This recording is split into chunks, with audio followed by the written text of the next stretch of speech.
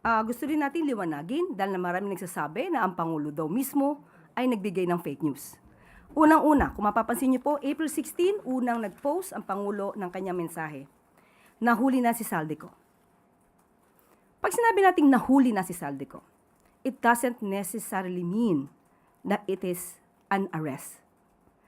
Ang nahuli na salita ay very general.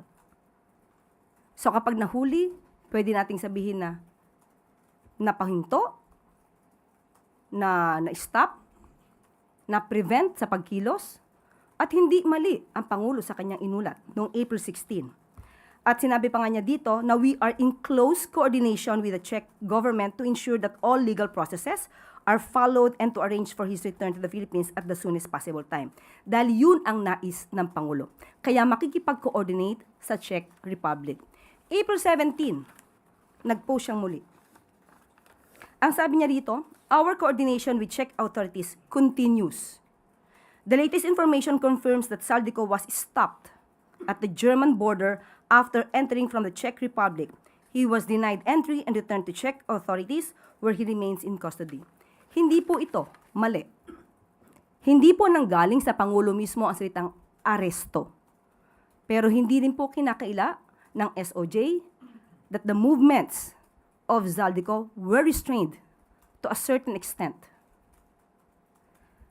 At nung nalaman na ang bansang Czech Republic ay hindi ginagamit ang salitang aresto, na hindi naman ginamit ang Pangulo at sa ating press briefing sa Iloilo, hindi natin ginamit ang salitang aresto.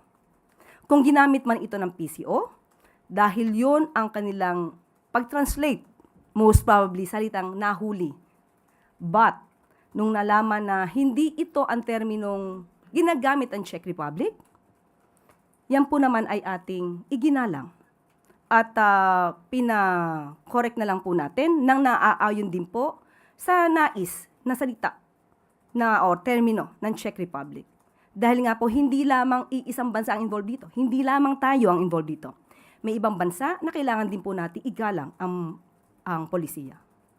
So, Yusek, we can guarantee the public that the lahat ng statement na nanggaling sa Pangulo ay dumaan, reliable at verified. And sino po ba daw yung nagbigay ng cleared information sa President leading to the announcement? Because may details po agad nung sinabi ng Pangulo from crossing the German border and then eventually turned over to the Czech authorities. Sa ngayon po ay hindi ako makakapagsalita kung sino yung bigay sa kanya ng report na ito. Pero maingat po ang Pangulo sa pagbibigay ng anunsyo sa ating taumbayan. Kaya wag ipahid sa Pangulo ang salitang aresto dahil hindi po niya yan ginamit. Yusek, last na lang po. Sabi nga po ng Department of Justice, dahil dun sa press ko nila na they don't have the confirmed information yet on Mr. Co's current whereabouts. In the event that Mr. Co has indeed escaped or in no longer in custody, may accountability po ba nga hanapin ng government na posibleng nagkaroon ng lapses in information handling? Hindi po natin sa ngayon masasagot ito dahil kinokolekta pa po ni Secretary Vida ang mga impormasyon patungkol po dito. At sa ngayon po, muli, si Secretary Vida lamang po ang maaari magbigay sa inyo ng anumang detalye. Follow-up question mula kay Maricel Alili, TV5. Good afternoon, Yusek. Yusek, why is it so crucial? Why is it so important to clarify the difference between nahuli at saka naaresto? Ano po ba yung naaresto? Okay, iba po ang termino po na ginamit ng Czech Republic. Hindi po nila, sa kanila po ay hindi po dapat magamit ang salitang aresto sa kanilang bansa. Sa atin po kasi, normally, pag sinabing nahuli, naaaring sinasabi, maski na ang mainstream media, na-aresto.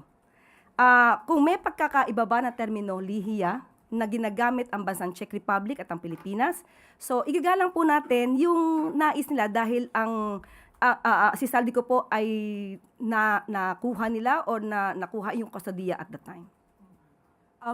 Before po lumipad si Secretary Vida papunta sa Czech Republic, what was the instruction of the President to the Secretary?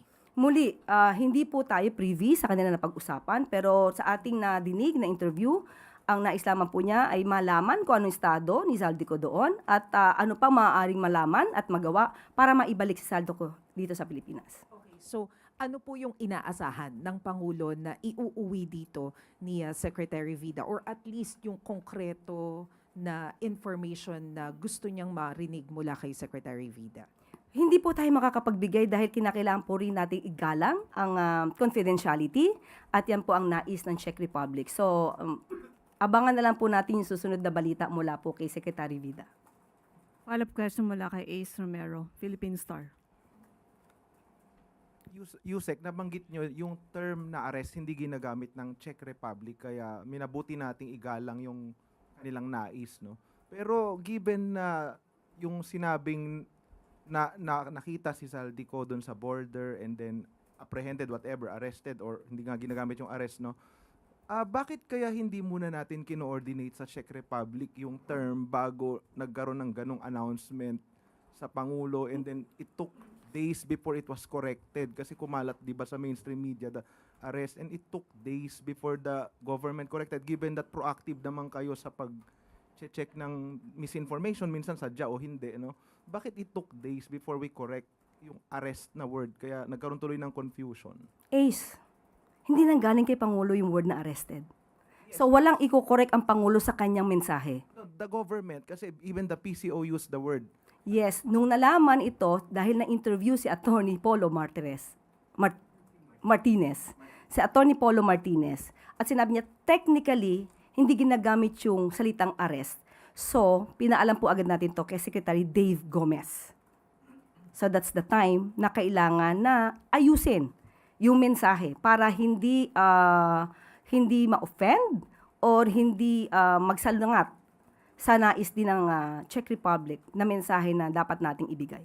Pero given na may mga ulat na rin nagsabing baka wala na rin sa Czech Republic si Zaldico, yung possibility na wala na siya doon, hindi kaya mas maiging inanunsyo, yung anunsyo nangyari muna na nagkaroon na ng kasiguruduhan na talagang maiuuwi natin from Czech Republic si Ko, bago ngayon sabi ng DOJ mismo baka wala na siya doon? Hindi kaya tama, naging premature nga po yung naging pag-anunsyo?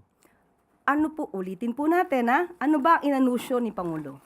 Hindi po ba ang inanunsyo ng Pangulo, unang-una ay nahuli si Zaldico? Totoo naman. Di po ba? Nasa kustodiya ng Czech Republic si Zaldico. Totoo naman. At ang sabi ng Pangulo, nakikipag-coordinate tayo sa Czech Republic. Totoo naman. So anong premature doon? Walang premature doon. Anong nais ng Pangulo? Madala at mabalik si Zaldico dito sa Pilipinas. Tama. Walang pagbabago doon. Hanggang ngayon, yun ang nais din natin. So, anong premature doon?